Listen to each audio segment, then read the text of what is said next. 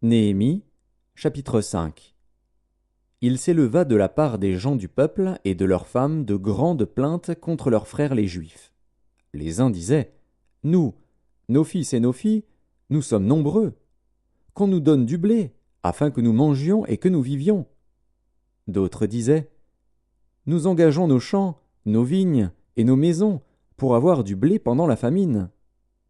D'autres disaient : Nous avons emprunté de l'argent sur nos champs et nos vignes pour le tribut du roi. Et pourtant notre chair est comme la chair de nos frères, nos enfants sont comme leurs enfants.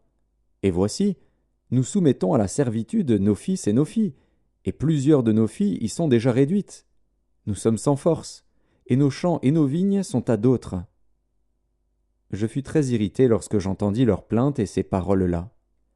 Je résolus de faire des réprimandes aux grands et aux magistrats, et je leur dis : Quoi ?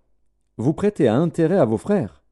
Et je rassemblai autour d'eux une grande foule, et je leur dis : Nous avons racheté selon notre pouvoir nos frères les Juifs vendus aux nations. Et vous vendriez vous-même vos frères, et c'est à nous qu'ils seraient vendus. Ils se turent, ne trouvant rien à répondre. Puis je dis : Ce que vous faites n'est pas bien. Ne devriez-vous pas marcher dans la crainte de notre Dieu, pour n'être pas insultés par les nations, nos ennemis ? Moi aussi, et mes frères et mes serviteurs, nous leur avons prêté de l'argent et du blé. Abandonnons ce qu'ils nous doivent. Rendez-leur donc aujourd'hui leurs champs, leurs vignes, leurs oliviers et leurs maisons, et le centième de l'argent, du blé, du mou et de l'huile que vous avez exigé d'eux comme intérêt. Ils répondirent : Nous les rendrons, et nous ne leur demanderons rien, nous ferons ce que tu dis. Alors j'appelai les sacrificateurs, devant lesquels je les fis jurer de tenir parole. Et je secouai mon manteau, en disant : Que Dieu secoue de la même manière hors de sa maison et de ses biens tout homme qui n'aura point tenu parole, et qu'ainsi cet homme soit secoué et laissé à vide. Toute l'assemblée dit : Amen.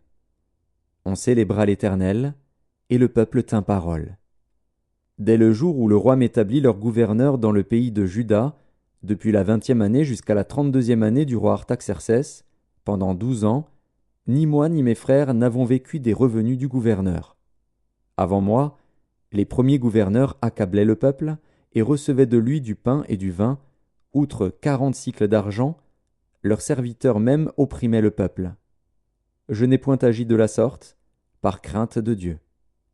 Bien plus, j'ai travaillé à la réparation de cette muraille, et nous n'avons acheté aucun champ, et mes serviteurs tous ensemble étaient à l'ouvrage.